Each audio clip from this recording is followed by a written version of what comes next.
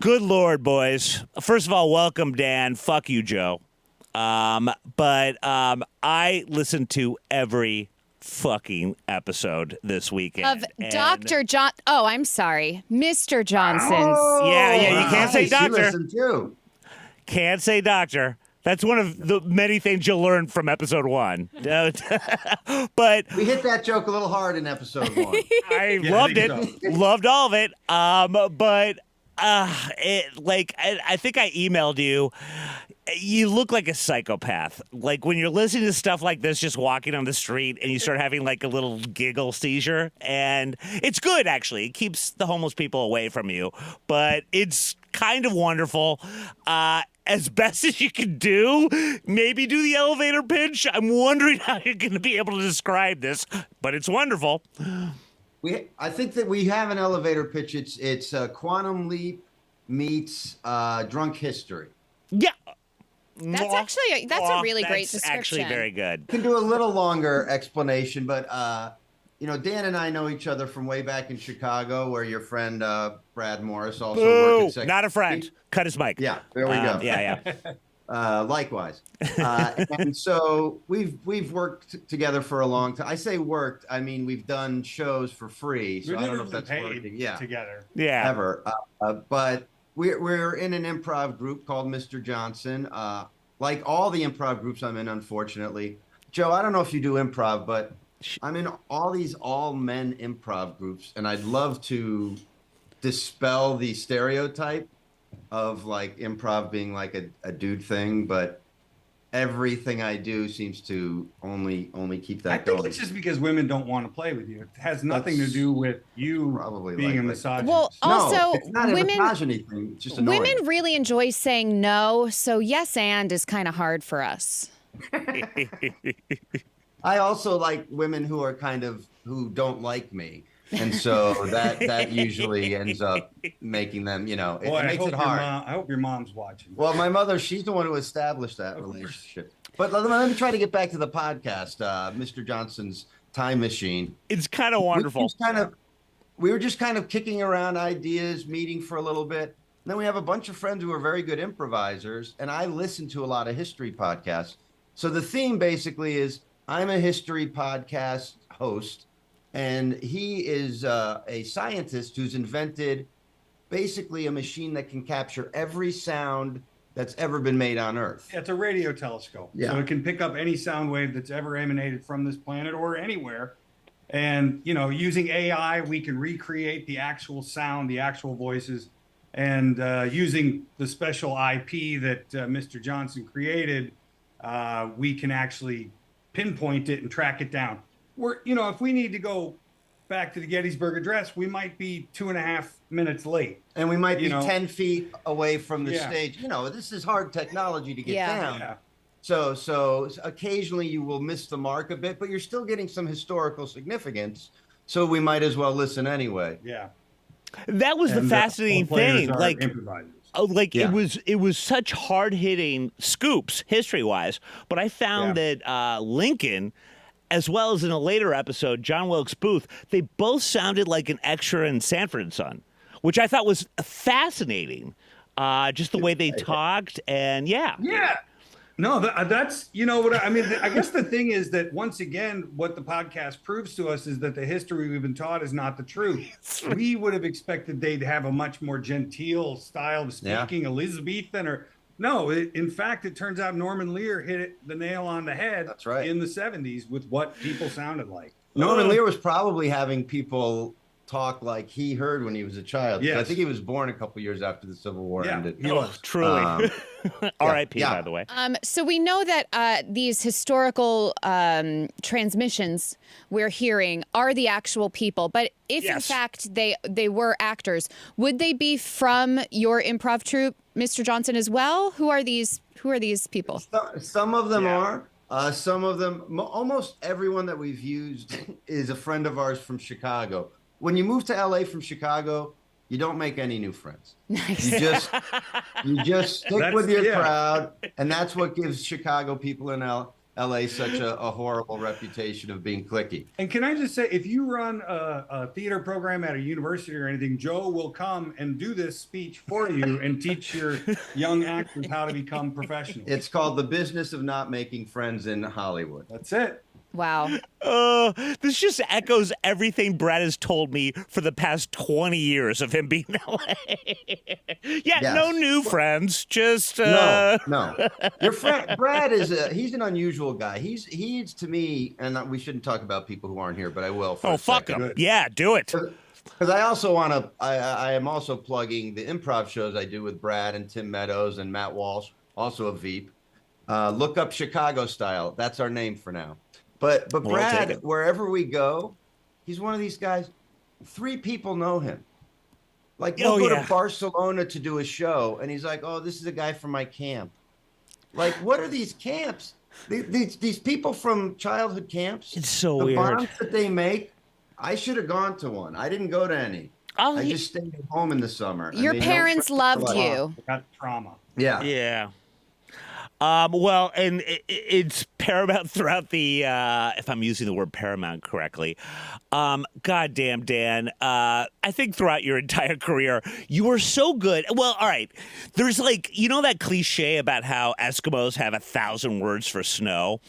We in the English language do not have enough words for anger. Because we should. Because there's lots of different versions of anger. Not even Veep. I mean, even before Veep. But you were so good at not doing rage. I don't even think rage is that funny. But not necessarily doing pissed off. But wherever that is in between miffed. You are the king at that. And that comes through. It's sort of like a surly, all right, fuck, we done here? That kind of thing. And, it comes through in this. I have to admit, a lot of it has to do with my admiration for George Costanza and whoever he's actually based on, who's probably Larry David. We're told. That's kind of how I go through life, is like, really, with this? Except when it's in comedy, whether it's improv or in a TV show or on Mr. Johnson's Time Machine, I know that, like, I can drop little seeds along here and create this pattern of exhaustion and unhappiness with the way you behave. And it just kind of seems to pay dividends. I don't know. It's cathartic too. I don't pay for therapy. See, that's better. It's a combination of exhaustion and unhappiness, and maybe with some mild constipation, which I tend to also pepper in. You hate great subtext. Yeah. Constipation is incredible subtext for a character. Yeah, actors talk about putting a quarter in their shoe. No. Don't drink any water for 2 days, and you're gonna have something on your mind. Put a 50-cent piece on your butthole. Shocker here. The 3 of us are middle-aged white guys, and we like history podcasts. And I'll add something to this table. Perhaps history documentaries.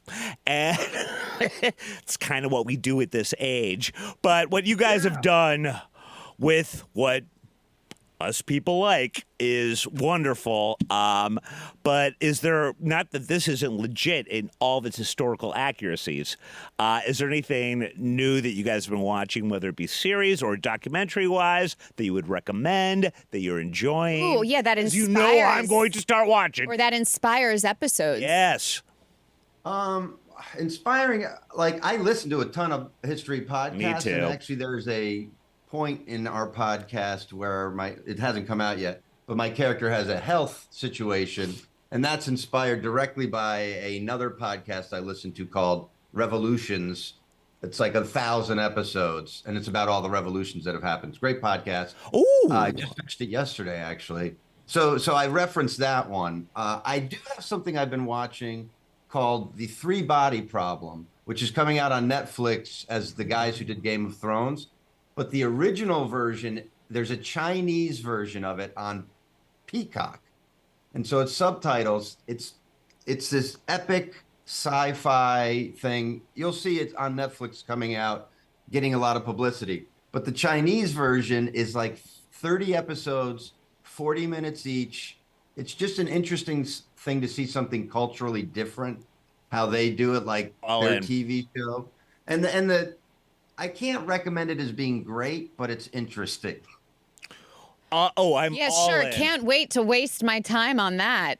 Well, all right. I tried to get my wife to watch it with that sales pitch, and it didn't work. No. Well, Dan, and I think Joe, you might agree too. Now that we're trafficking in cliches as to what perhaps certain middle-aged white guys like us enjoy, I have found that perhaps there is a cliche with girls like Joe, where it's all crime drama. Yep. All the time, where it is, forget about even Law and Order. It's the documentaries I want you all the watch. historical murders. This is, I have found her to be part of the cliche, which I believe to maybe be true. Yeah. Yeah. My wife watches she's also been watching a lot of airline disaster stuff, which Oh. I'm not big into that. No. And I was going to out her. She watches these pimple popping things. No, I'm not sometimes. that. Not that. Luby, you like, no, you don't like that? I have No. a theory. Because I know a lot of women who love true crime. Yes. And All women, by the way. I think it's because they watch it and they go, well, it could be worse. And Not then they wrong. go, let's go to the fucking grocery store, whatever we have to do for ourselves. Which, by the way, You know, is great but for us. We look like I'll say $1 million compared Yeah, to, why the not? predators. You have an explanation. That Well, I the think reason is why I do it is, there's doomsday preppers. This is my doomsday prep. This is me She's not wrong. learning from other women's mistakes or misfortunes, and I am setting myself up for success. I now walk on the sides of the streets that I know have cameras.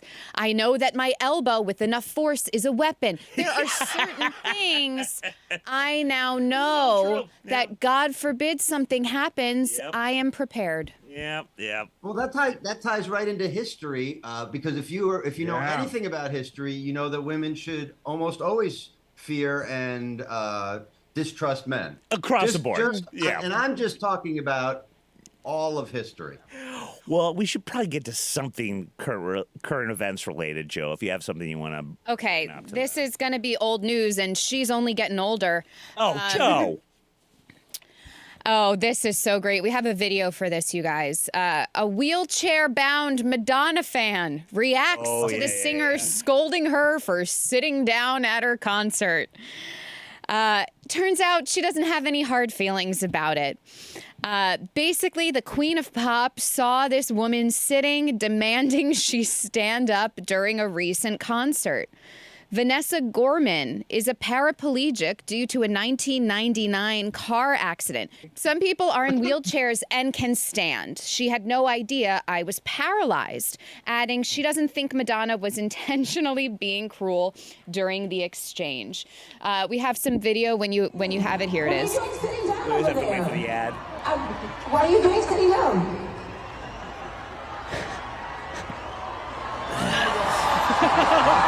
Oh, okay. Politically incorrect. Sorry about that. I'm glad you're here. And I love how Madonna's response is what a 70-year-old woman when they just learned the term politically incorrect. Yeah. So now she's just saying it all the time. But meanwhile, viewers who saw this video are not okay with her apology. Some saying that this woman deserves a refund of the ticket price.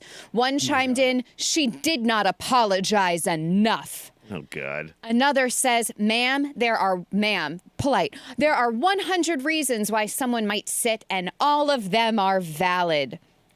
Now, sometimes, gosh, I pay a lot of money when I go to see John Mayer. He's my concert of choice.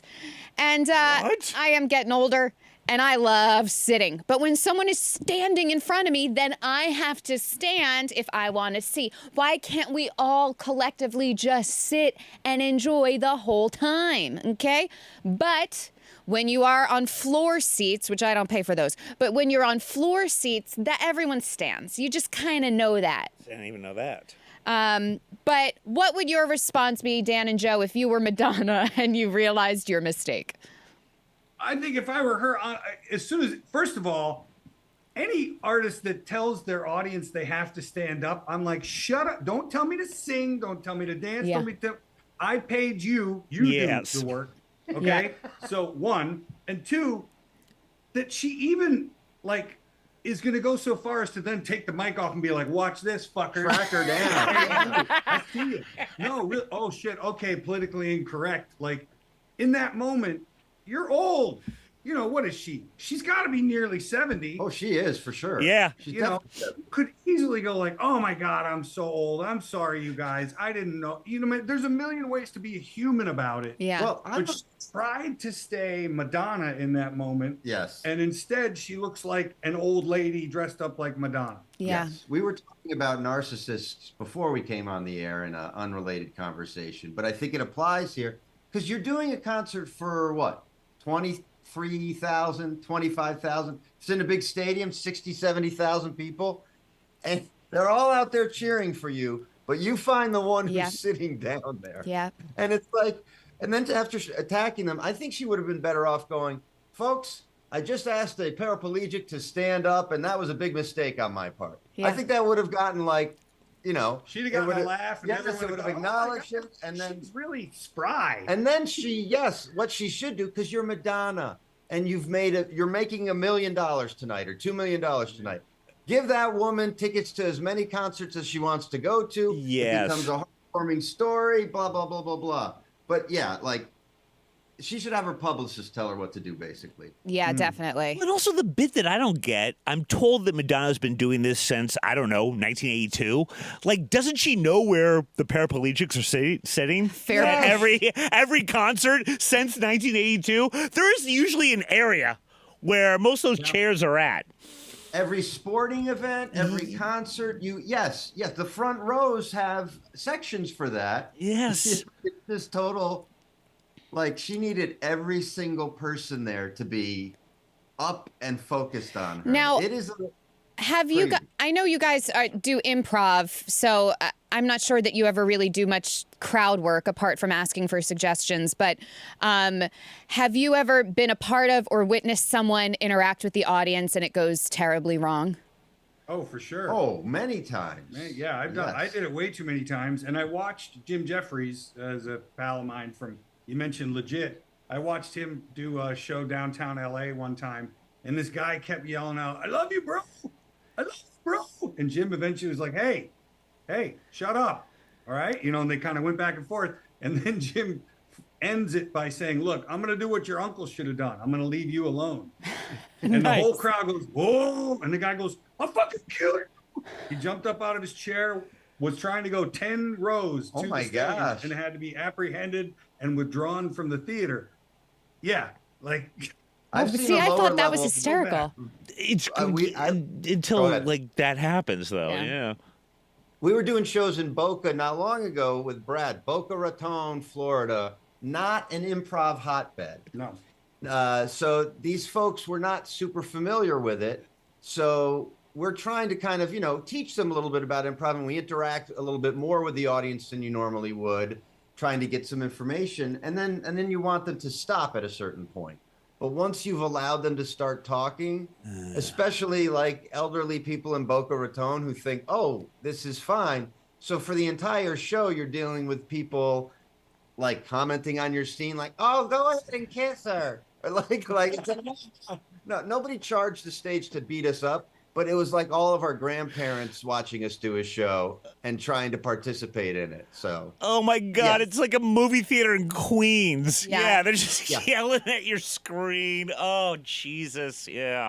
they were Oh. great shows and everything, but it was, I think for some of those people, they were learning. I think the big upshot of this thing with Madonna, though, is that like the only thing she can't do is try to defend herself. She just has to tell Yeah. the truth, which is, yeah, I made a mistake. What are we going to make a big deal out of this? Yeah. She made a mistake. She didn't say like, oh, what are you doing at my concert? And Yeah. then leave. She said, I'm glad you're here. And then she walked away. I think that's we should do more is be like, yeah, screwed up, instead of like Yeah. arguing about it and everything. Just Yeah. get it over with and apologize. But you know what? It seems like the issue now, though, too, is with one of these commenters who said she didn't apologize enough. And that, I think, is what we're seeing more and more now, especially with younger generations. Even when people Everybody wants their piece of apologize, flesh. it's Right. not enough. So it's like, well, then what do you want me to do? And it's like, I well, yeah, think- free concert tickets would be nice. Yeah. I think I mean, talk about getting on the soapbox. Yes, I do think there is a like overly a softness maybe of like I'm sounding like an old man here. Like, Yeah. Yeah, you guys have been on his lawn a long time today. just deal with I'm it. starting to see the rake.